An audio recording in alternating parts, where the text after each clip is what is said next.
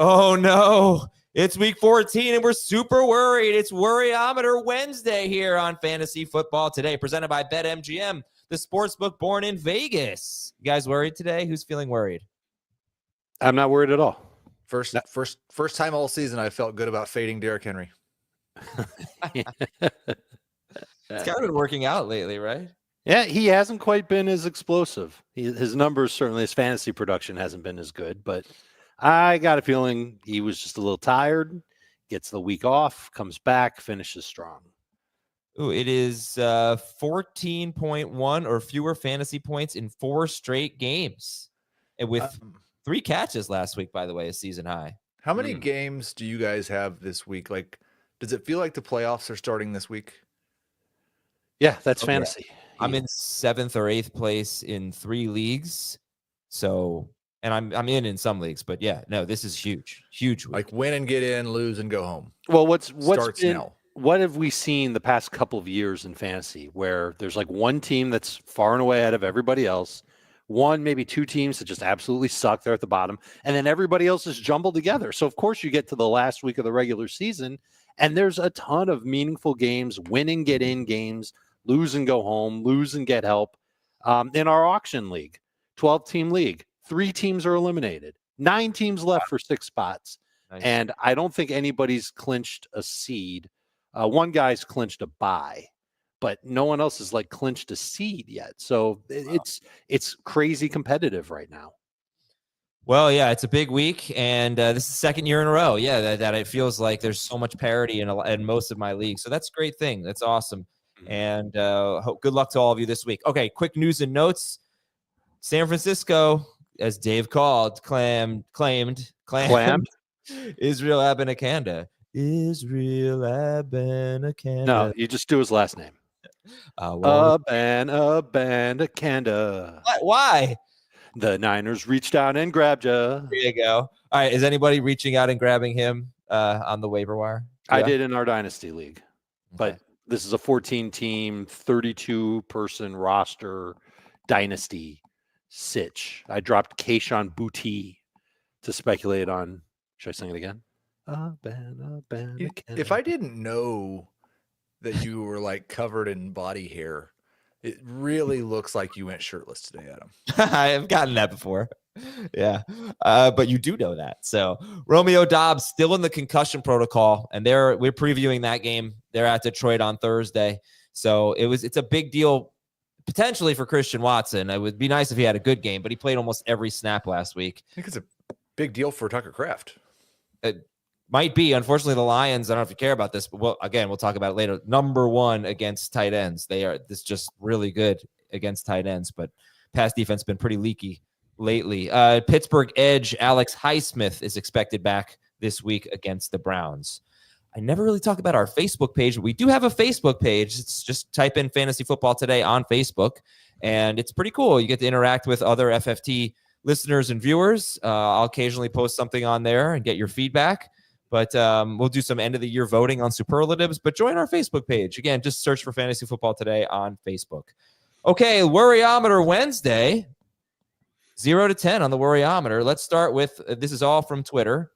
Garrett Wilson and Deebo Samuel. Adam nominated them for the Worryometer. Different Adam. But let's start with Garrett Wilson. 3 straight games with 9.1 or fewer fantasy points against the Cardinals, Colts, and Seahawks. And Worryometer for Garrett Wilson. 7. Concerned about him not like wrangling work away from everybody else in this passing game. Like I think just as far as like pure talent goes, with all due respect to Devontae Adams now versus Garrett Wilson now, I would think Garrett Wilson is a more complete receiver, certainly a faster and more explosive receiver. And yet he's still not getting the same type of targets that Devontae Adams gets. He did get an end zone target last week. I believe he has like one more end zone target than Devontae in their last 5 games, something like that. Yeah, so he has 5 end zone targets. Most of them have been deep balls. And like just can't connect with Rodgers. Rodgers straight up missed him on a throw last week. We all talked about that before. I think he's got the upside to do it, but I've got a team where I've got George Pickens, Jacoby Myers, and Malik Nabers, and Garrett Wilson's going to be fourth on that list when everybody's playing. I'm giving him one more week. And there's a lot of guys, because we've got 6 teams on a bye, that like I'm just kind of postponing the worry. I'd put him at a 3. If you want to hear the positive, it's basically the same case that I made last week for Devontae Adams, and it's the same case that could have been made 2 weeks ago for Keenan Allen. While he doesn't have as many targets as Devontae Adams, he does have 24 targets over his last 3 games. He does have 52 targets over his last 6 games. Like, that's really fantastic, and is a must-start wide receiver. Anybody who's being targeted 9 times a game is somebody you should just start and expect it's going to get better. And that's what I'm doing with Garrett Wilson this week. Right, but it's been 3 weeks of that. Like, the whole reason why I've ranked him where I've ranked him is based on that stat alone. And there were some good matchups in there too, and it's just he's not scoring. And I almost think at this point that what are the odds that he's going to get triple digits in yardage with Rodgers throwing the way that he's throwing right now? I think it's pretty slim. That means he's got to score or he's got to get a ton of touchdowns. Yeah, Aaron Rodgers has thrown for 151, 184, and 185 yards in his last 3 games. But before that, he was averaging 234 yards per game in his first 9 games. So I know he's bad, but can he just be as bad as he was in his first 9 games and not as bad as he's been in his last 3 games where he's averaging 5.1 yards per attempt? I feel like if Rodgers can just be a little bit better, I know, again, I've put too much faith in the Jets offense this year, and it's been to my detriment. But if he can just be a little bit better like he was for the first 9 games of the season as opposed to the garbage he's been for the last 3, then I think Garrett Wilson can at least get to like 70 yards. Right. And and again, this could be wrong, but when there's 6 teams on a bye, any wide receiver with any quarterback that's seeing 9 targets a game should be a starter. No, I'm pretty much, yeah. I mean, as a Garrett Wilson manager, I agree with that. How about Deebo Samuel, though? If Dave, you're a 7 and Jamie's here as well. If Dave, you're a 7 on the worryometer for Garrett Wilson, where are you for Deebo Samuel? Probably closer to an 8, just because we haven't seen that type of target volume for Deebo Samuel. We can hope that he gets more work as a ball carrier with the 49ers running backs being depleted as it is. But one of the problems with both of these offenses is that their lines are in bad shape. And so if their offensive line's in bad shape, like, there's going to be production that falls off. It happens every time. And so if the Niners can't get their O-line together, then I don't know how much faith I'm going to have in Deebo Samuel as anything more than a number 3 receiver. And to be honest, and my worryometer ranking expresses this, I'm much more concerned about Deebo than I am G-Dub. Yeah. James, 10 for Deebo. 10 for Heath. 10 for Deebo and like 3 for Garrett Wilson. But let me ask you this about Deebo, because I think, Heath, you called him a buy low a couple of weeks ago, but that was before the Purdy injury. But I still think you could make that case, right? Because I think you could throw out the last 2 games. The last, 2 games ago was Braylon Allen. Last week it was the snow game. Let's say Trent Williams comes back. I mean, isn't that same appeal still there? Now that McCaffrey's out, I think that's probably better for Deebo. I'm not dropping him. It's possible. Yeah. But like we're talking, it's worry. I'm 100% worried. I could not be more worried about Deebo Samuel. And yeah, you could throw out the last 2 weeks and it still sucks. Yeah. Like there's nothing good to point to. It's just been awful. All right, I'm going to give Jamie the next one. But before we get to Jamie, let's talk about BetMGM. If you haven't signed up for BetMGM yet, still got a lot of football left, and you can use the bonus code FANTASY and get up to a $1,500 first bet offer on your first wager with BetMGM. Download the BetMGM app and sign up using the bonus code FANTASY. Deposit at least $10 and place your first wager on any game, and you'll receive up to $1,500 in bonus bets if your bet loses. Just make sure you use the bonus code FANTASY when you sign up. All right, Jamie, American Girl. Oh, by the way, Baller Move by Adam Plank, who is the one who submitted the Garrett Wilson Deebo Samuel question. And he's in the chat, and he says he's up at 7:45 to watch live before class. Good for you, Adam Plank. You're the man. All right, Jamie. So American Girl says, I don't see how the rankings are still so high for CeeDee Lamb and Brian Thomas Jr. with their current quarterback situations. On a 0 to 10 scale, what's your worryometer for Brian Thomas Jr. and CeeDee Lamb? 0. Oh, wow. Okay. Now I'm going to tell you this. Let's take out week 13 for Lamb because he left with an injury. Weeks 9 through 12. That was most of the Cooper Rush, a little bit of Dak, but mostly Cooper Rush. Per game, he is number 15 per game in PPR, but he's number 25 per game in half PPR. And I don't have non-PPR, but it's worse.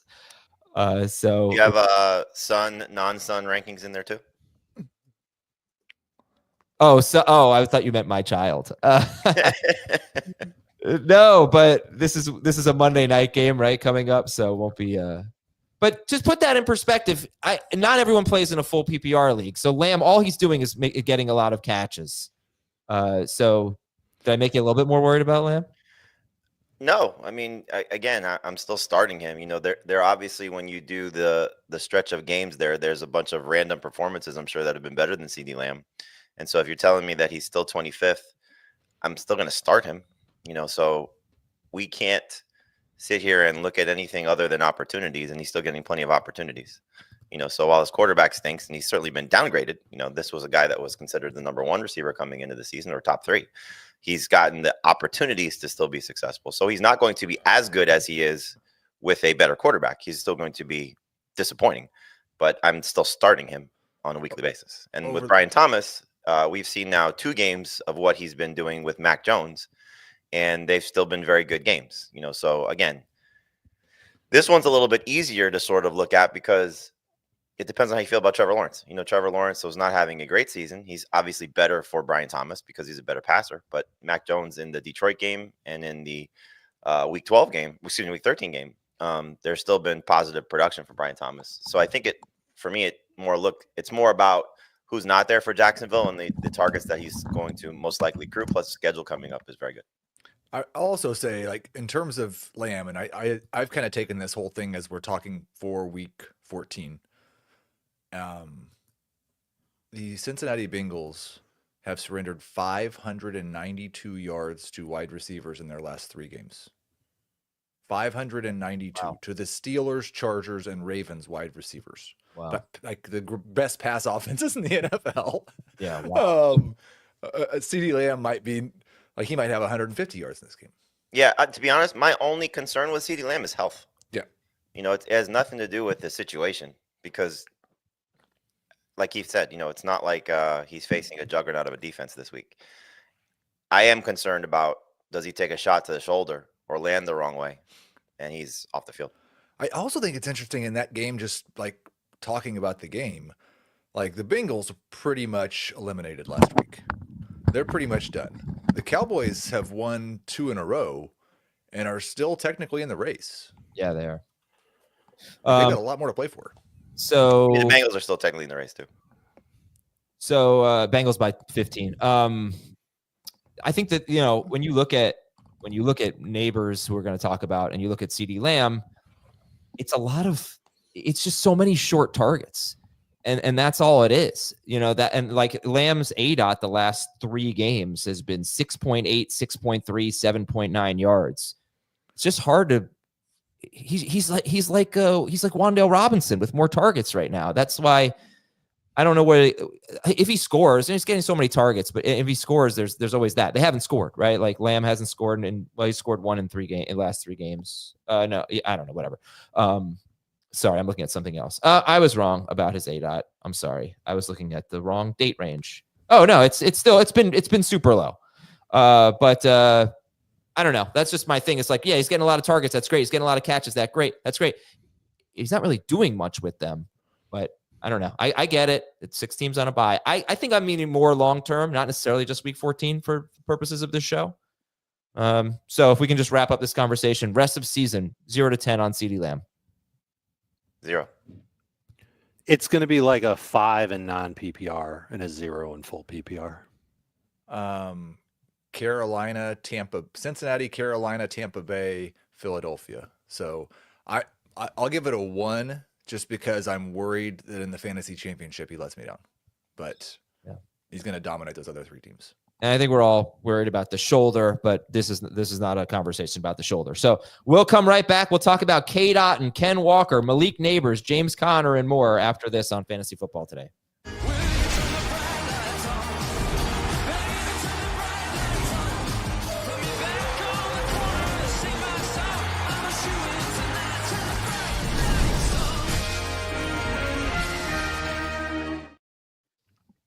Welcome back. Worryometer Wednesday continues from Donnelly, Cade Otton, and Ken Walker.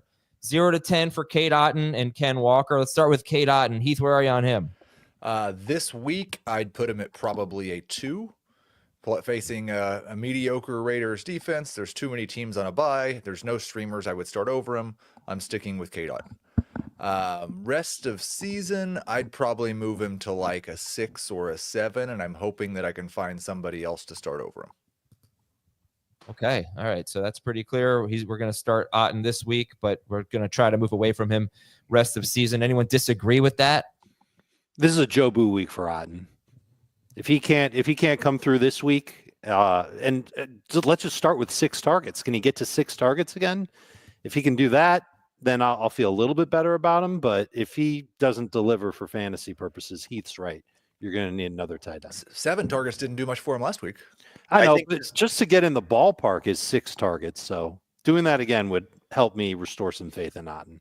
I don't disagree with anything. I just think we're at the point now where, like we were talking about with quarterbacks yesterday, like how many set it and forget it tight ends do we have? How many set it and forget it quarterbacks do we have? So for Otton, it just feels like he's now part of the group of, the mystery bag of tight ends. Like, is he any safer than TJ Hawkinson, than Kyle Pitts, than Sam Laporta, than Tucker Kraft, than, these guys that have been Jake Ferguson, who's got a great schedule, hopefully plays.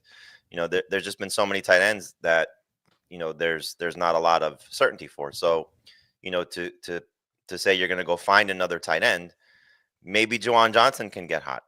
Maybe there's a Grant Calcaterra, a couple of weeks if Dallas Goedert's out. Maybe there's, I don't know, I'm trying to think, Will Dissly's probably going to get dropped, so maybe he's the, a pivot play if he's still out. There's just not a lot of better options that are going to get 6 or 7 targets. And I think he's going to still be there. So he may have another crappy game. And then it's just a matter of you're dropping him to go play matchups and he has a bounce back game. It just feels like he's just unfortunately part of the roulette table now that you're stuck with. Okay. How about Ken Walker? I talked a lot about him on Beyond the Box Score on Monday. Where are you guys? 0 to 10 on Ken Walker, who's got Arizona, Green Bay, Minnesota coming up. 0 to 10, Dave, on Walker. Hold on a sec. The sun has, here comes the sun. Now I can get back to business. I'm at like a 5 with Kenneth Walker. I don't love how he hasn't been as explosive as he was earlier this year. He's trying to hit the home run all the time. He's not getting there. I feel like the targets and catches have come down a little bit from where they were. There was like a 2-game span where he was on fire. And I don't love the matchups for him moving ahead. That Minnesota one kind of looms large. And so I'm still going to start him. Like, I know what his upside is, and I know he gets a lot of work. I do not like that Zach Charbonnet got short yardage work last week. Don't take that role away from Ken Walker, but they did. I think that Walker is decidedly a middle-of-the-pack number 2 fantasy running back. Over the last 5 games, he's not even in the top 30 per game. Over the last 8 games, he's number 20 per game, Ken Walker. But he's got touchdown issues, and offensive line is absolutely horrible. The comments in the chat are just so good. Yeah, Dave looks like the Terminator after life into retirement. Oh, man, it's great. I never changed. How is this only happening this year? You've been doing shows from home for so long. I have absolutely no idea. No clue. All right, this is from Cyber Cleric. Sort of worried about James Conner running out of gas these last couple of weeks. 0 to 10 guys on James Conner. I mean, just put the Spider-Man meme on James Conner and Ken Walker. Like, it's the same rewind and just listen to everything Dave said, aside from the Charbonnet stuff. Like, you have to be in a pretty good situation to consistently bench James Conner. He's going to get touches. I do like the fact that he's still getting some opportunities in passing game. This offense has just been bad.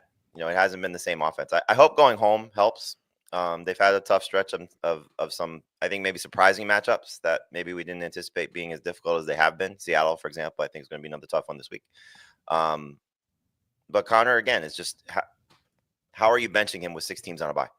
Okay, but forget about. I think honestly, it's hard to bench a lot of these guys with 6 teams on a bye. But how worried are you rest of season fantasy playoffs on James Conner? The edge that Connor has over Walker is the fact that when everybody comes back from the bye in week 15, James Conner gets to face the Patriots, and then James Conner gets to face the Carolina Panthers, and then he faces the Rams.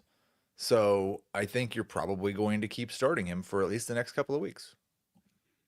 Yeah, it's weird. I guess I'm very worried about Ken Walker because it's been an extended slump for him, and the offensive line. I mean, not just by my eyes. That's what I noticed watching the last 2 games of the Seahawks, but also going into week 13. PFF had them 26th in run blocking. ESPN had them 30th in run block win rate. So offensive line is awful. I guess I wasn't as worried about James Conner. Maybe I should be, but he's gets 3-4 targets a game now. And he's really been like a very good running back for a year and a half. In a little bit of a slump, but I don't know. Like, I'd start him over Walker this week. They're facing each other. Who would you guys start? They're basically back to back for me. I just like Walker slightly better, but yeah, I've got Walker. Like, it feels more likely that Walker could break off a 75-yard run than James Conner. Yeah. So I've got Walker 1 spot higher, but they're basically the same guy, except that Connor has a better schedule in the playoffs than Walker does. So I like Connor better rest of season, Walker better this week. All right, Nabers and Tracy from E-Double. Nabers and Tracy, little Giants duo here. Worryometer. Let's start with Nabers. Worryometer on Nabers. I'm just going to rewind to what Jamie said about CeeDee Lamb. A lot of volume, low A dot.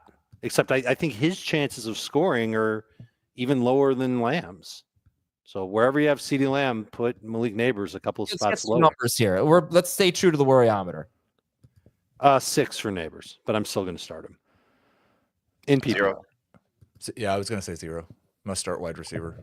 Last 6 and 9 and 0 in full. Okay. Last 7 games, number 42 wide receiver per game in half PPR, number 30 wide receiver per game in full PPR. His 17-game pace, Malik Nabers, in his last 7 games, 113 catches, 181 targets. Love that. 1,003 yards, 0 touchdowns. And he has 1 red zone and 1 end zone target in his last 7 games. And this is the weird thing. He is averaging 1.9 yak per catch. He's doing nothing after the catch. He's getting very few downfield passes. And since week 7, he has the 6th lowest yards per target among all players with 30. I think I did 30 or more targets. That's 70 players. So those all matter a lot more in half PPR and non-PPR than they do in full PPR. Yep.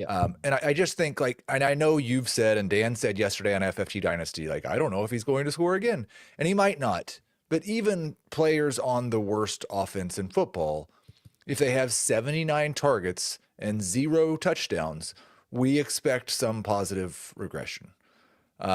If you're wide receiver 30 over a stretch like this with 0 touchdowns, you're a must-start wide receiver. But even though he's averaging so few yards, he and Wan'Dale Robinson are the 2 least efficient wide receivers in the NFL since week 7. He's averaged 67 yards per game over this stretch. He's been over that. Has not been more than 71 yards in any of those games. I don't think. So you're not including. I thought we were going back to the touchdownless streak. So you're just including the last 6 games. Oh, sorry. Okay. Yeah, no, I missed 1 game before that. Just look at his game since his concussion. I was doing since Andrew Thomas has been out. Okay. I would do it since the concussion. Same thing, I think. Okay. But all right. So I guess that's kind of an interesting philosophical question. Is like, is there going to be touchdown regression?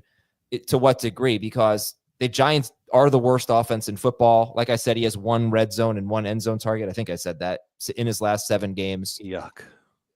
That's amazing, right? The thing I think you got to look at when we talk about players like this that are struggling, so look at the players who are playing well right now, right? Is anybody in any scenario playing Elijah Moore over Malik Nabers? No, but I would start Judy over him. Judy's a different story. Would you start Nick Westbrook-Akine over? No. Malik Nabers? Like this is what we deal with, because the success rate probably says you play the player who's hot. Yeah, well, Dave mentioned Jacoby Myers earlier. I forget who you said you were benching Garrett Wilson for. Pickens and I've got Nabers and Garrett Wilson on the same team. Right. Yes, I would start Judy and Myers over Malik Nabers as well. There's certainly scenarios of benching these guys. It's rare, that you're going to have these perfect scenarios of these, players who have been showing you something over a decent stretch. And maybe Elijah Moore deserves that credit. He's been better than Malik Nabers for, about 6 weeks now.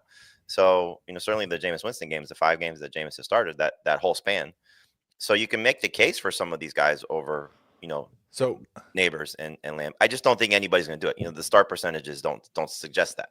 That's the interesting thing, is actually since week 8, which I've found the stretch that Adam was looking at, Nabers is wide receiver 30 at 13.5 fantasy points per game. Elijah Moore is wide receiver 35 at 13 fantasy points per game. And to the point, Adam, if you only think he should have scored 1 touchdown over that stretch, which would still be an exceptionally low, like that makes him tied for wide receiver 20, 1 touchdown. Mm-hmm. Yeah, and someone's asking JSN or Nabers. I mean, we're going JSN at this point. We're going JSN. I've got Nabers. Got Nabers. Okay. I mean, the Giants offense has been so unbelievably bad. But okay. Tyrone Tracy was the other one. 0 to 10 on the worryometer for Tracy. 0. He's 3. He's their main back now. Still capable of putting up some good numbers, even with this offense being what it is. And he's finding the end zone. Okay. All right. And by the way, he leads the team in red zone targets. If we're talking rest of season, then I think I'm probably more like a 5 on Tyrone Tracy, because we did see a pretty good split last week with him and Singletary. I don't know that just because the fourth quarter favored Tracy that means Singletary is back out. Singletary got the start and got more work than he'd had since Tracy took the job. And week 1 of the fantasy playoffs, Tracy has to face the Baltimore Ravens. He might not score you any points in the fantasy playoffs. I don't think Tracy had a single touch in the second half, but you're right. I mean, we hate that Ravens matchup for Tracy. Okay, next up we'll go faster here, guys. We got to get to our Thursday night game. Scott Morrow says he's worried about all Falcons pass catchers. 0 to 10 on the Falcons pass catchers. 0 on Drake London, 10 on Kyle Pitts, 5 on Mooney. Sure. I might go a little higher on Mooney, but for the most part, I agree. But Cousins looks terrible. The line only gave up 1 sack, but Cousins was under pressure a ton. And then on the interceptions that he had when he wasn't under pressure, that was alarming. Like the fact that he's throwing to, wide open Chargers in the end zone is never a good thing. I hope he snaps out of it, but there's been way too much up and down with Cousins to make me feel good about him supporting multiple pass catchers in this offense. I think it's all London, and I don't really feel good about Mooney at this point. Boom bust receiver. I almost wonder if it's better if he keeps this up, Dave, because then maybe we see Penix, and maybe Penix is better for these guys at this point. I mean, I don't know if Penix plays until they're out of playoff contention. I mean, I just want to say Darnell Mooney had 3 good games in a row, 18.6, 19.8, 14.6 fantasy points. And he had a bad game against the Chargers. But I mean, I feel like maybe an overreaction to 1 bad game. It could also be, he wasn't fully over the hamstring injury. I know he practiced in full, had the bye week in there, but who knows with Mooney. I just think with these next couple of games, certainly this week, I mean, this is his game, going back to Minnesota and, facing a secondary that gives up a lot of production to receivers, so no matter what Cousins does, hopefully, he's still getting his guys opportunities to make plays. So sure. I think again, this is a week with 6 teams on a bye. You're probably starting Darnell Mooney, certainly in 3 receiver leagues. Pitts is, I think, an easy guy to go, go back to the Cade Otton conversation. To me, Otton, I'd rather have Otton 10 out of 10 than Kyle Pitts at this point. Pitts, I would play Calcaterra over Pitts this week. All right, let's do one more here. Chuba Hubbard with 12 carries for 43 yards. He had the fumble, and he's at Philadelphia this week. Alex wants to know your worryometer. Heath on Chuba Hubbard. 7.5. Like, I think the carries were not the big concern. It's that Jonathan Brooks had all 3 running back targets. And if Chuba Hubbard is not getting passing game work, I'd love to sit Chuba Hubbard this week. I can't find 24 running backs that I want to start with Chuba Hubbard. So I'm probably still starting him this week. The schedule's kind of mediocre. It's just, was what we saw in the passing game by design, or just a random week where Chuba Hubbard didn't get any targets? Because we had a couple of those earlier in the year where Miles Sanders had 6 or 7 targets. Chuba had 0 targets in a game, and the next week he had 2, then he had 3, then he had 6. He had 0 targets in a game earlier, then he had 5 and 5 and 4 in the next 3. So this week will kind of tell us. But if Brooks gets all the passing downs work again, or at least all the targets again, then I'm going to be very concerned. Okay, last one is from Sean. He says, I'm worried about Rob Manfred, commissioner of Major League Baseball. Must have hit himself in the head practicing his golf swing to suggest that dumb golden at bat rule. Are you guys? Nobody has any idea what you're talking about. Oh, really? So it's been brought up to have a golden at bat where a team would be allowed to put any hitter up at any point in the game. So like in the playoffs, when it was Aaron Judge's turn to hit, they could sub somebody else in. Exactly. Okay. They could, and they had to be someone on the Yankees. It couldn't be like the red hot Bobby Witt Jr., who was so good in the playoffs. But yes, like 9th inning, your number 9 hitter's up. Bam, you can put Shohei Ohtani up instead or something. It's like so stupid. It's insane. I mean, it's intriguing, but like baseball's got to be on life support for them to consider something like this. Come on. I don't know. I mean, I'm aware of the rule. I just don't know the specifics. So if, let's just say, for example, Juan Soto's on base and they want him to hit again. Ghost runner. That's a good question. So they pinch run for him and then he goes back up to hit? I doubt that, because pinch running for him would take him out of the game. I think no, it would take the guy. No, or not for a golden at bat or whatever this thing is. I feel like if you've already been subbed out of the game, you probably can't be available for the golden at bat. That's just my guess. No. He wouldn't be subbed out of the game. We've spent a full 60 seconds longer on pinch this. Running, yeah. If you pinch run for him, he's out of. No. So I don't remember the Yankees batting order, but Soto gets on base. Stanton's up. And then Judge gets That on strikes base. Out. They want to hit for Stanton, right? Uh-huh. So Judge is on first base.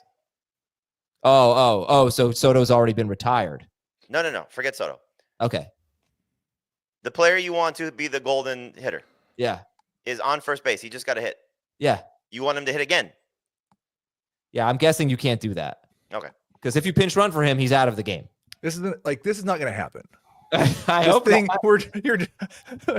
This is, you don't understand. This is the most buzzed about thing in sports right now. Like, everyone is talking about it, including us. Is the equivalent to this for fantasy taking somebody who's on your bench that went off and putting them in your lineup after they've gone off? I feel like that's like putting someone in your bench in your lineup in the 4th quarter and replacing an injured player or something like that. I think it's actually what probably makes more sense is if your best player in the 1 o'clock games, you can then use his score in the 4 o'clock games. Like you can take his score, double it. But you can't know the outcome. It's like, you could take a 4 o'clock player and sub him in for a 1 o'clock player, but it's got to be before the game starts. So yeah. All right. The golden bench spot. We're going to take a break and come back and talk about the Packers and the Lions. Fired up for this one. We'll be right back on Fantasy Football Today. CBS Sports HQ, giving you college football coverage unlike anyone else. We're talking Big Ten. Pre- and post-game coverage. Are you encouraged with the way that this team responded? Along with breaking news. A lot of movement in the rankings this week. Highlights and expert analysis. That streak could be in jeopardy here. Sure. What was your main takeaway from this game? How impressive was his domination? That really changed the football game. Let's go ahead and have some more fun. Another wild ending. The chaos continues. Turn to CBS Sports HQ. Let's preview Thursday Night Football. Nah. All right. The last time the Lions and Packers met, it was 24-14 Detroit, but the weather was pretty crummy. Jared Goff threw for 145 yards. Jordan Love did throw for 273 yards, but the weather will be beautiful in the Dome.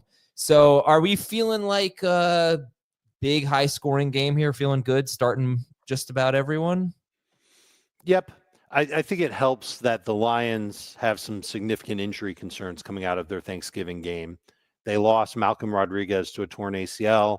They've lost a couple of, potentially 3 defensive linemen for this game, including DJ Reader. He hasn't practiced this week. There's a chance that Reader goes, and that would be good for the Lions, both against the run and the pass. But Onzurike, I think I'm saying that kind of right, and then Pascal are 2 linemen that weren't necessarily like dominant players for them, but they helped replace Aiden Hutchinson. And they haven't practiced this week, and I don't think either one is expected for this game. And the Packers offensive line has done a better job protecting Jordan Love as of late. So I think that there's going to be room here for this game to be high scoring and kind of exactly what we need for fantasy. I love this game. Absolutely love this game. Love Jordan Love. I think it's going to be potentially a big game for one of Watson or Wicks, depending on Romeo Dobbs' situation. Yeah. I mean, the Lions are going to have to score, which is always great. Yeah, there are some tough calls, though, because, Jordan Love against a team that's giving up the 6th fewest fantasy points to quarterbacks. And Love out the window. They're so beat up. Yeah, Love hasn't been great lately, but he hasn't thrown lately. He's got 28 or fewer pass attempts in 3 straight games. Sure. I think Vegas has this one nailed. It's the highest scoring projected game in the week. I think we're going to get it. Heath, as I looked at your rankings yesterday, it seemed like you were the low guy on Love, 15th. That sounds right. That's probably a little bit low, but it is factoring in like the pass rate has been low for the Packers. The pass totals have been low for Love. He's done almost nothing as a rusher this year. So that's pretty much completely disappeared. And on paper, it's not a particularly good matchup. It'd be interesting to see how many of those Lions defensive players are going to miss this week. And it is the highest over-under on the slate. I think it's the highest implied total for the Lions, who are 3.5 point favorites. They've got a 27.5 point total, 24 points for the Packers, which is fine. I think Love's a borderline QB1, kind of like he's been all year. I was thinking along the lines of Jamie goes like, oh, okay, well, he's going to have to throw a lot in this game. They're going to give up points. What I did notice, though, is that over the last 3 games where the Packers have not thrown the ball, they have the 2nd lowest pass rate in football. But you look at their games, they've been winning. They've been kind of they blew out San Francisco. They more or less blew out Miami, but they also have the 2nd lowest pass rate in the first half of those 3 games. So kind of interesting, but you know what, but even with that, Jordan Love's still playing pretty well. He scored 22 or more points in 2 of the last 3 games. So Dave's right in the middle. He has Love 11th. Jamie has him 8th. What about Goff? Goff is interesting because this team could score a lot of points, and you never know how it's going to look for Jared Goff, Dave. So start or sit Goff, and how would you compare him to Love? I'd put Goff a notch ahead of Love. I think that he's got a chance to go out and hit his ceiling against Green Bay. And Packers defense just overall hasn't been that amazing. They can be competitive, but they don't necessarily get after the quarterback like other teams do. I know that Taylor Decker's not going to play again, but he didn't play last week. Lions did just fine without him, with Dan Skipper playing left tackle. And I think Jared Goff has a little bit more upside than Jordan Love. So if I'm choosing between those two, I'm taking Goff. I've moved Love up to 12, so I've got Goff at 11, Love at 12. There's only one quarterback on the waiver wire that I'd start over both of them. Jameis? Yeah. Okay. I'm not there yet. Would you guys start Justin Herbert at the Chiefs or a quarterback in this game? Quarterback in this game. Both quarterbacks in this game. Both quarterbacks in this game. Would you start Caleb Williams at the Niners or the quarterbacks in this game? Both quarterbacks in this game. I'd be tempted to go with Caleb over Love if I knew that the 49ers defense was just as beat up as it's been over the past couple of weeks. Right. We may not know that obviously by Thursday. Right. Last one is Purdy or these guys. These guys. Purdy scares me. These guys. I probably should have it these guys over Purdy. It was these guys. So the running back, rank the running backs. Jacobs, Montgomery, Gibbs.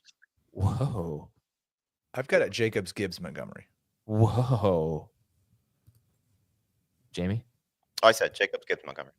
Whoa. Okay. Jacobs 1. Not worried about the matchup here? Not anymore. No. Especially if there's no DJ Reader. Wednesday will be an important day if Reader doesn't practice on Wednesday. I mean, even if Reader plays, they're down still defensive linemen. They're down now their second middle linebacker. I mean, this is trouble. Sure, it's true. And that's why I'm still going to like Jacobs no matter what. But, man, the floodgates could open if there's no Reader clogging up the middle of that line. More than 20 fantasy points in 5 of his last 6 games. That's Josh Jacobs, including good run defenses, Houston and Miami, though he didn't really run very well against Miami. He had 4 catches for 74 yards. Nope. All right. So, but these guys are all like must starts. Yep. Okay. So let's get to the tight ends, and then we'll spend more time on the wide receivers. Which tight end do you prefer? Tucker Kraft against the team that is giving up the fewest fantasy points to tight ends, in fact, including Tucker Kraft, who had 4 catches for 34 yards against Detroit, or Sam Laporta, who is scoring touchdowns lately. It's a tough call. Who do you guys like better, Kraft or Laporta? Laporta. I agree. I have Kraft 1 spot higher if Romeo Doubs is out. I will take Laporta over Kraft if Doubs is back. Are they top 10 guys this week? 12. 10 and Laporta 11. is Kraft is like 11. Okay. So would you start them over? Are there any streamers? Will Disley or Nah. Jake Ferguson if he's clear. Ferguson? Yes, I would start Schoonmaker or Ferguson over Kraft this week. Starting these guys over Pitts. Oh yeah. Oh yeah. How about Hawkinson against the Falcons? Yep. Starting. I've got Laporta over Hawkinson, and I've got Hawkinson a spot over Kraft. If there's no Dobbs, then Kraft makes sense. And people. I have both over Hawkinson right now. I would put Hawkinson over Kraft if Dobbs plays. I've got Hawkinson over both. All right, wide receivers. Is Amon-Ra St. Brown the only, I think you're going to say no, but I'll ask it. Is he the only must-start wide receiver in this game? Yes. Yeah. Oh, okay. I thought maybe you were going to say Jaden Reed is a must-start, but No, Reed. I mean, look, you're probably starting Reed. 3 but receiver leagues, sure. It's just one of those things. I would not be surprised if there's a Watson game, if it's a Wicks game, if it's a Reed game. Look, they're all sort of interchangeable at this point. Reed is the safest because he's been the most productive. But how many catches did he have last week? 3. he had 3 catches for 24 yards and 2 touchdowns. Right. He has 1 game with more than 3 catches since October 13th. Wow. Yuck. Now, if you look at his game log, Jaden Reed's game log, and Jordan Love's game log, it's not a 100% correlation, but usually when Jordan Love is really good, Jaden Reed is really good too. So that kind of makes sense, right? They haven't been that great. They haven't been a very prolific passing offense lately. So you're like, yeah. Like, I guess we're counting last week as really good. No, not really. Okay. I wasn't really counting that. What did Love throw for last week? Decent amount of yards, right? 274. Yeah, okay. I mean, you could. 274 and 2. The yards were very low for Reed. I think He St. just Brown's missed him on the first play of the game for a huge play. Like, there's going to be some better, less touchdown, more catch yard game for him. Could be this week. Again, I don't think a lot of people are sitting Jaden Reed. He's coming off a 2 touchdown game. He's playing Detroit. It's expected to be a shootout. Like, it's most likely going to be in everybody's lineup. I think he's a coin flip with Jameson Williams. I've got him 1 spot ahead of Jameson Williams, but they're both like number 3 wide receivers who could be top 12 this week and could score 4 points. Would you start Reed or Jameson over, Malik Nabers or CeeDee Lamb? No. Okay. Would you start them over Christian Watson? Yes. Yeah, but to me, Watson and Williams are closer. Correct. They're literally back-to-back for me, too. I like Williams a notch higher. And again, like if Jordan Love's not going to get pressured, that gives him time to sit in the pocket an extra second and unload deep. And that would absolutely help Christian Watson. It is funny, though, because like Jameson Williams is the high target guy of this group. That's true. Yeah, he's got 7 or more. Let's see. He's 5 to 7 targets in 4 straight games. Sorry. Yeah, I wish Christian Watson was doing more. Like, go look at his game log. He's really not having a good year. Well, when he's catching deep passes, he's putting up decent numbers, and when he's not, he stinks. He's just a poor man's Calvin Ridley, right? At this point, he might be a poor man's Nick Westbrook-Akine. His ADOT is 18.8 this season. Probably a poor man's MVS. Oh gosh. I mean, basically, yes. Yeah. Okay. So Jameson, how about this? How many Bears wide receivers are you starting over Jameson Williams? 2 for sure. Yep. If Cedric Tillman gets in full practice on Thursday, it looks like he's going to play against the Steelers at the Steelers. How many Browns receivers are you starting over Jaden Reed and Jameson Williams?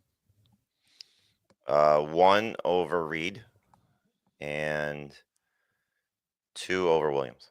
It's 2 over both either way for me. It's either Judy and Moore or Judy and Tillman. Yeah. I think just on an aside, I couldn't believe how many leagues Cedric Tillman was available in our leagues, because we don't have, a lot of guys on waivers. So I dropped him in 2. Yep. Oh, okay. Well, that must be it. He's, his number's pretty good when he's been on the field with Jameis. I think the problem is, like, we had a 3 for 47, and then we had a 2 for 28, and then he misses a game. And this is a guy that's had 3 good games in his life. Yeah. And so that guy gets dropped. But he got hurt in the 2 for 48 game. But all right, let's see. Jordan Love or Justin Herbert? Well, I think we answered this one. But Jordan Love or Justin Herbert? Love. Go through the chat here. Jaden Reed or Juwan Jennings? Reed.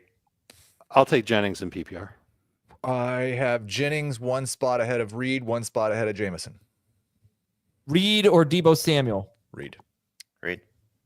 I have Deebo a spot ahead of Jaden Reed. Nick Westbrook-Akine or Jameson Williams? Jameson.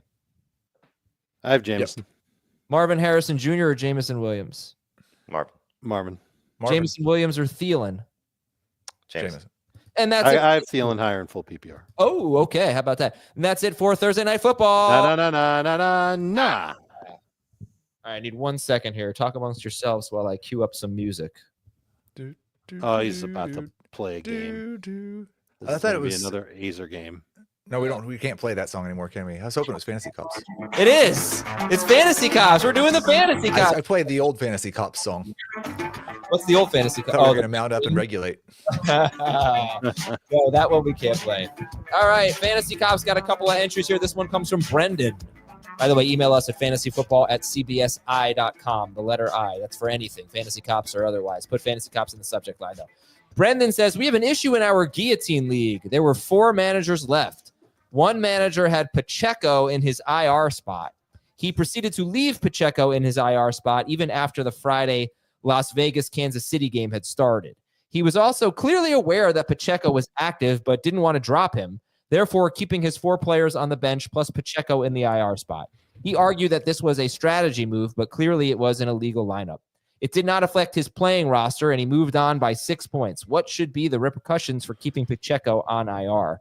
He has no fab budget left. The other managers have $0 and $6 respectively, and he does have the highest waiver wire priority. What would you do? I would take Isaiah Pacheco from him. Yes. Seems tough but fair. Dave, you good with that? Not really. I might take a player from him. It might be a player of the commissioner's choosing, but that needed to be made clear to the manager before he decided to illegally stash Pacheco. The problem, in my opinion, is like, don't just shut up. Don't talk when you're interrogated. He should have never said that this was a strategy move. He should have said, "Oh, I'm sorry." That's what he should have said. He said it was a strategy move that expresses intent, and he must be punished. Yeah, I think he should.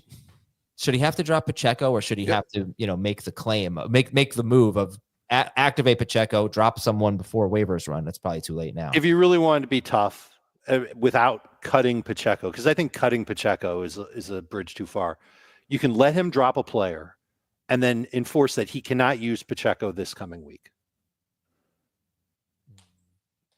I like to just take Pacheco. Cut Pacheco. All right, next up, we have Jeremy. Needs help from the Fantasy Cops. Playoffs were set to begin in Week 14. I usually make preemptive moves and beat the waiver wire, but I was pretty sure I'd win week 13 and get the quarterfinal bye in week 14. So I took a risk and didn't pick up any subs for my quarterback, Lamar Jackson, in week 14, my kicker, Kaimi Fairbairn, and my DST, the Commanders. I won, and I was looking forward to a week off and a chance to prepare for week 15. And then at midnight, Monday, literally 2 days before the playoffs begin, the commissioner changed the settings, pushing the playoffs back to week 15. Now I have to suddenly scramble and burn the number one waiver claim I've held on to for most of the season to adapt to the last-second rule change, which was never discussed or announced to the league before I got the notification that the commissioner had changed the settings. Granted, it's better that the playoffs begin in week 15 instead of 14, but that should have been remedied before the 11th hour of week 13. The commissioner made a mistake when setting up the league. But at this point, I believe the solution is worse than the problem, especially for those of us who paid attention to the settings and planned accordingly. Anybody who didn't consider the playoff schedule was given a gift, while I have to drop 3 players to sub for 1 week that wasn't on the schedule last night and possibly lose my 2 seed and the bye. It's Monday as I type this and probably too late, but I could use a third-party objective opinion since I seem to be the outsider and the only manager affected negatively. This is awful. Yeah. Whoops. This is absolutely awful. So, yeah, first you're going to strip him of his commissionership. And second, you're going to kick him out of the league. He made a mistake. He set up the league through the playoffs to start in week 14, and then he changed it to week 15, but right at the wrong time. Everybody agrees with me in the chat. You can't, this guy cannot be commissioner anymore. No, can't do it. Cannot be commissioner anymore. And you got to let it stand, unfortunately. It's got to go back to week 14. You guys are wrong, because as a bad commissioner, you don't know what it's like to be a bad commissioner, but I do. I should have been stripped of commissionership of our Bake Burger Dynasty League several times. Yeah, but it's a learning experience. You mean when you ran waivers without telling anybody? It's a learning experience. You're in year 16 of hosting a fantasy football show. You're not some noob who doesn't know what he's doing. The league is hosted on the site you work for. Running a dynasty league is tough. There are a lot of things that you don't anticipate that come up, and you have to learn on the fly. It's a learning experience. I've never been a commissioner of a dynasty league before. Now, this is not a dynasty league, but this was an honest mistake. You have to allow commissioners to make mistakes. We can't just kick people out of being commissioners. No. You allow them to make mistakes. You don't allow them to fix their mistakes mid-season. So what should be done? Or the week before, if the playoffs were set. So I'll give you an example. I set up a league, a charity league, and most 10-team leagues I've ever done, they only do 4 teams make the playoffs. I realized 2 weeks ago I never changed the default settings, so 6 teams make the playoffs. I'm not changing it to make it 4 teams make the playoffs. I'm allowing all 6 teams to make the playoffs because that's how I set up the league, unfortunately. Mm-hmm. So because I made a mistake, I'm not going to change what would normally be done. In the case of this, they have this set up to be week 14 as the playoffs. That's when the playoffs are starting. I'm sorry, you can't change that because let me guess. I'm sure it wasn't in there. The commissioner probably has a chance now to make the playoffs if he wins or she wins and gets in week 15. I would guess so. And Thomas, another excellent point in the private chat about Adam's commissioning. BS. That's 100% true. 100% true. Okay. Let's look at the facts. Oh, hold on. Can we get back to this real quick? True. Yes, Adam did do that. 100% true. I propose for this commissioner in the league that we're talking about to start the playoffs in week 15, but give Jeremy the number one waiver claim back because he doesn't deserve to lose that. He kept it the whole season in anticipation of the playoffs. He should get that back in week 15. That's what I think should happen. No, it's an awful rule. At least put it up to a vote in the league. Well, it sounds just like unilaterally change it. But you're going to the problem is that more people are going to vote for week 15. Yeah, that's true. But at least in that case, the league speaks, and it's not one person deciding on behalf of everybody else in the league. The playoffs can't start in week 14. But that's what they said it to be. That's what they are in the FFT Open. Nobody it was a mistake. You can't start the playoffs. I know in the FFT Open it has to be that way because it's a tournament. But in a regular league, you had 6 teams on a bye. You can't start the playoffs this week. But they should have realized this weeks ago, not the week before. But they didn't. So what do? Do you continue a stupid thing, or do no? But this manager managed his team purposely for this. That's why you give him the number one waiver claim. You give him the number one waiver claim. You give it back to him. And what if there's another manager in the league that did the exact same thing? Does he get the number 2? Right. Yes, sir. He can't be the only one that You're right. saw the rules and acted accordingly. Keep the waiver claims in the same order then. That's fine. But the playoffs cannot start in week 14. That is awful. You can't have the playoffs in week 14. The playoffs start in week 14 in a lot of leagues. In tournaments. It's perfectly fine. No, there are a lot of everybody leagues knows that never it. adjusted for week 18. They kept it 14, It's 15. perfectly fine as long as everybody I knows have not it. seen a single email from our listeners to say I'm in the playoffs this week. Everyone's playoffs start next week. We actually had someone comment in the chat at the beginning of the stream saying, my playoffs start this week. I just barely made it. And people told him, congratulations. Okay, honestly, the vast, this is true. The vast majority of the people listening or watching this podcast, they start next week, right? Like, yes. Playoffs are week 15. The majority, yes. I would rather. I would venture to guess that all of their rules said at the beginning of the year that the playoffs started in week 15. I get that. So you guys are saying that they should start the playoffs right now in week 14. Yes, because that's what it they was set up decided for. when they set up the league. Right, but he already changed it. Like the guy already changed it to week 15. Well, I mean, we're not changing it. We did just say it. how we feel. All right. I think that since he's already gone and done it, we're sticking with it. Like you're telling this commissioner to start the playoff. It's too late. The commissioner's not going to listen to us. This damage has been done. It's going to start in week 15. It stinks. You can't let this guy ever be commissioner again. Okay, I'm saying that because Adam's trying to find a solution for Jeremy. I think your solution for Jeremy is fair if, in fact, he's the only one that was impacted by this and his waiver claims are going to be screwed up as a result of it. So if the way to appease everybody is to allow his waiver claims to go through and then he gets back to his same waiver spot because he managed it this way, that seems like a rational thing to do. There's going to be other managers in the league that aren't going to be okay with that, though. So J Kid in our chat says, my playoffs start this week and it's created terrible effects in one of my leagues. The commissioner failed to adjust these settings and literally everyone in my league wanted to change it. So why not change it? I don't understand. Right. So that's an example of if a league votes for it and it's a huge majority, then go for it. Change it. But this commissioner didn't do that. This commissioner just changed it on his own. You can't change the playoffs like literally the week that the playoffs start. Not unless the rest of the league is on board. If the rest of the league is on board, then you can. There's 6 teams on a bye this week. Why would we have a playoff matchup this week? No, I agree. It's dumb, but that's how they had it set up. Yeah. All right. I feel like there's a compromise to do the right thing and start the playoffs in week 15 while even giving him the number one waiver spot. He has 3 players on a bye this week. It's not like giving him the number one waiver spot's not going to fix it. Well, one's a kicker. I mean, he can get by with that. He's got to pick up a what do you say? Quarterback, kicker, kicker, and DST. Yeah, but also like he's benefited so much from having Lamar Jackson, who hasn't had his bye yet. Like he deserves to have his quarterback have a bye. Everyone should have their quarterback. That wasn't the league rules. Yeah. Oh my God, you're penalizing him for the players he drafted. No, I'm just saying that every player should have a bye week, and you would if you started the playoffs in week 15. It's not this guy. It's not Jeremy's fault, but obviously Jeremy's getting screwed here. But the intent. No, it's the commissioner's fault. It is the commissioner's Definitely the commissioner's fault. But you don't double down on the commissioner's mistake. Like the commissioner made a mistake. He had the league set up wrong. I still think the best thing to do is start the playoffs in week 15. Personally, obviously, even if he realized it Monday night. Yeah, that's terrible. I agree with you. It just not be happening now. Like if the rules were set in place, this can't be the only person who noticed it. Well, I would like to know a little bit more about how the rest. Right. The whole league needs to know about it. The whole league needs to act on it, and then they can probably find a solution from there. And the playoffs can start in week 15. The commissioner needs to take that step right now. Yeah, it's probably too late, unfortunately. But all right. So just to be clear, the playoffs should start in Jeremy's league, where it was set to week 14, and then on Monday night the commissioner changed it to week 15. The playoffs should start in what week? When it was originally scheduled.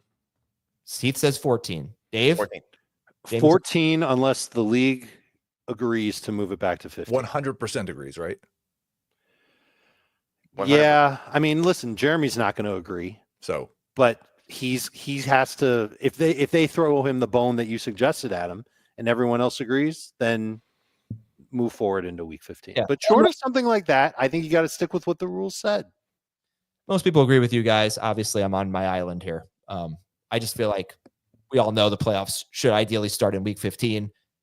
If you can do it so you're not screwing over the manager who planned for it to be in week 14, Jeremy in this case, then it's better to make it in week. So if you give him Jameis Winston and kicker and defense of his choice without losing his waiver wire claim, you're fine with that, Ed. I'm not giving him any waiver claim he wants this week. I'm just letting him keep the number one waiver claim for week 15. Like we're reading this 2 days later. Waivers have probably already run. I know that's the issue here, but that's what I would have done. You can still give him number one waiver priority next week. That's still on the table, and he already had number one waiver priority, so he's probably picked up Jameis Winston or any. I also wonder. I mean, look, there's a lot of variables here. Like, how far ahead is he on keeping his bye? What do you mean? Yeah, I think we should guarantee him a bye as well if you're moving the playoffs. Right, that's the thing. Like, that would be a solution. How far ahead of the 3 seed is he for the bye? I think you're stubbornly just making it week 14 because because those were the rules and he won the league. Like he managed his team by the rules. Like, we're screwing him over because he did everything appropriately. Right. But what I'm saying is there's a way to keep that advantage that he gained while also. But there's not, because. Yeah, he may have drafted Lamar Jackson with this in mind. I drafted in the Scott Fish Bowl extra week 14 players, just wanting to get to that point and then figuring it'd be easier to figure it out week 14. Now I'm going to pay for it now because I couldn't get Isaac Grindo. But like, people do draft in the FFPC contests based on I can get the bye. I'm going to draft all these players on a bye during the first week of the playoffs. Okay. Like you're screwing this guy over by changing the rules. You are. Yes, really. How are you now his bye is in jeopardy. He managed his team at some point during the season when he knew when the playoffs were. He managed his team, and it got to a point where he knew that he knew he's getting a bye. He knew he didn't have to. He said that in the start of his email. The only time he did it last week when he didn't preemptively pick someone up. No. That's what he said he did at this particular junction. We don't know at what point in the season he knew the playoffs were week 14 and where he was in planning for this. That's all he did. That's all he did was not pick up someone for week 14 because he thought he had a bye. Because he thought he was playing by the rules. He didn't plan the entire season based on the playoffs starting in week 14. You don't know that. That's what he wrote in the email. He just didn't beat the waiver wire for week 14. I hope the guy realized has screen grabbed this and is playing it for the commissioner. And just in case he is, I just want to tell the commissioner, you should resign. Don't make your friends kick you out of the commissionership. Just apologize or resign, let somebody else take it over. Or make it right so that everybody in the league is happy. And the idea of giving this guy the bye that he earned based on what the rules said going into this week would make Jeremy happy. He would live with the playoff starting in week 15 if his bye was guaranteed. That would be a solution that then maybe the rest of the league will win in week 14 to appease him. I don't know if you necessarily give him the win, but no matter what, he's got a bye going into the playoffs. I don't see how you can do that though. Don't make it because he earned the bye already with the playoffs starting in week 14. But if he loses based on there's another week on the schedule and somebody passes him, you're screwing somebody else over then. Playoffs just started. True, but that's what would probably get Jeremy to moving the playoffs back. Yeah, I don't think Jeremy's okaying it if the playoffs start week 15. Man, I'm getting absolutely killed in the chat today. Not a good day for me. Not a good day. Well, you know what? I can't just agree with everyone all the time, right? I should make Adam resign. That Heath would make me resign. I mean, Heath is. But then who would run it? He's kicking people out of leagues, firing commissioners. Unrealistic. Absolutely unrealistic. I am coming up with realistic solutions, not these pie in the sky, kick everybody out, lose all your. The realistic solution is you follow the rules. Follow the rules that the commissioner said. To be that, and it's kind of common sense. The playoffs should start in week 15. I personally believe it is worse to have the playoffs start in a week. It's like you looked out of the hole and saw how far down you dug. You looked into the chat and you're like, oh my gosh, look how big of a hole I've dug. And then you just furiously started shoveling. I think it's a worse take to say fire the commissioner and kick him out of the league than it is to say begin the playoffs in week 15. I don't think you got to fire the commissioner, but you got to follow the rules that the commissioner set.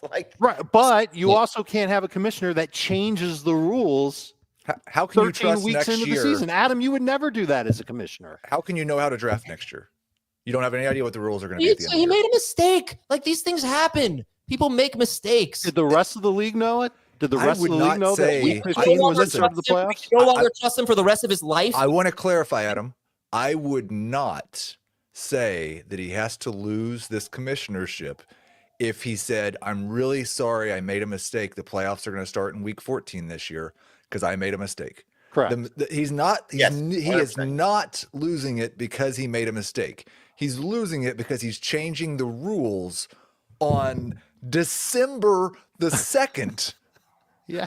5 days before the playoffs start. Without even consulting the rest of the league first. We're out of He here. didn't even consult anybody else. We are out of here. Have a great day, everybody. Maybe I'm wrong. I will reevaluate. Maybe. I will talk. We will Wait, do talk. the rules say we have to end the show after an hour and 5 minutes, or you just changing it on the fly? No, because Jamie, when you run the show, it's an hour and 20 minutes. That's That's true.